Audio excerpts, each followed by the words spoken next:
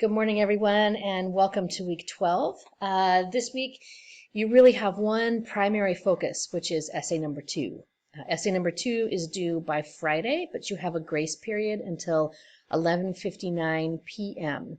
On Sunday. Sorry, so let me clarify that. The essay's due Friday, but you have a grace period basically until Sunday, just before midnight.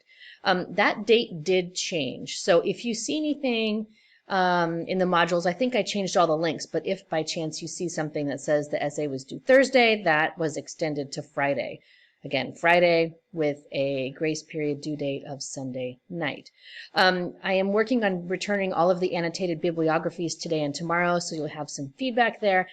I do have office hours, open office hours, Thursday and Friday morning this week from 9 to 11. You don't need an appointment, you can just come in. And then I have conferences available throughout the day on Wednesday, on Thursday evening, and then Friday afternoon. So if you have any questions at all about essay number 2, please don't hesitate to come in. And if those times don't work for you, send me an email and we will figure something out. So let's take a look at the module for this week. Again, first page, as always, kind of gives you the objectives of the class. And a link to the video. Again, your primary focus this week is essay number 2. So you, other than the writing territory, you really don't have anything else to work on in this class. If you are at all confused about the essay, then you have a couple of different options, right? First, make sure that you've watched the video and you've seen all of the content that I've given you about essay number 2.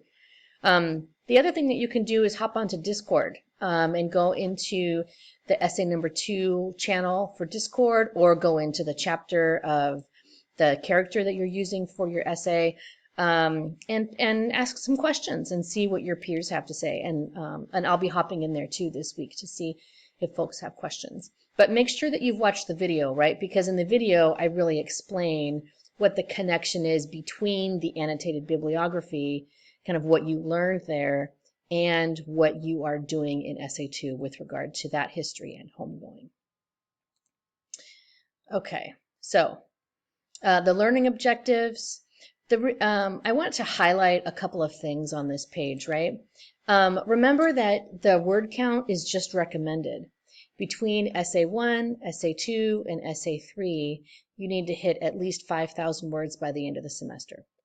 Essay 1 is done. If you revised it, then you've already gotten your feedback returned to you. I took whatever the higher word count was.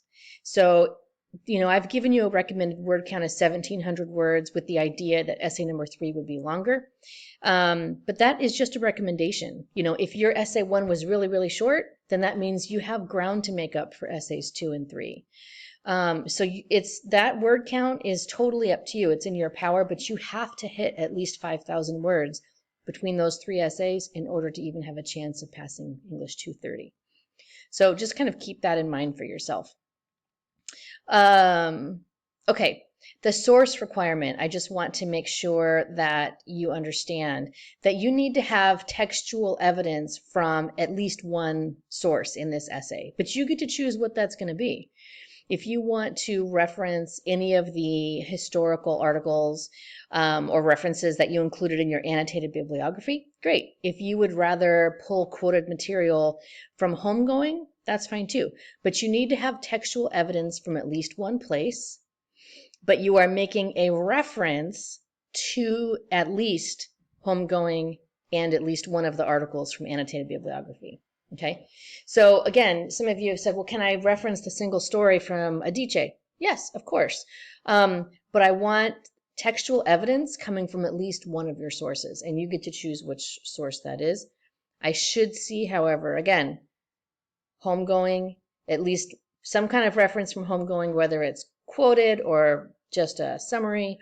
I should see something from homegoing, and I should see something from your annotated bibliography in your essay. I already mentioned the word count. And then, for essay number 1, I really gave you a lot of feedback for essay number 1. So for essay number 2, what I would encourage you to do is go back and just take a look at that feedback. Like, what was she telling me about my essay, about my writing, and how can you now use that feedback going forward towards essay number 2? So I would recommend you do that. Again, I have conferences this week. Please don't hesitate to come see me. And if the times that I have available don't work for you, let me know. Here's the reminder about Discord. And then for your essay, which is due, please make sure that you're underlining your thesis so that way I know what line you intend for your thesis. Make sure it's not a 3-point thesis. Otherwise, your essay will get an automatic not yet passing. The rubric you can see there. You have a writing territory due this week. It's about dependent clauses. We use dependent clauses all the time. We just don't label them. So take a look at the information here about dependent clauses and give them a try in your writing territory for this week. Again, that's due by Friday, and you do have, of course, a grace period there. And that takes us essentially to the end of week 12. So your primary aim this week is essay number 2. Don't wait until the end of this week to get that started. Because this essay is really kind of about your thinking, it's going to take you a little bit longer. So I would encourage you to do as much pre-writing as you can.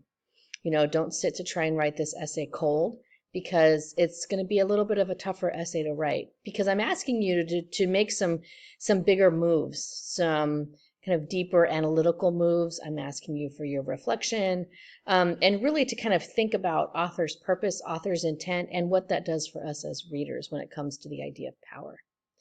So meet with me this week, send me an email, engage on Discord. There's lots of resources available to you. If you have questions, of course, don't hesitate to ask, and hopefully I will see you in some form or another sometime this week.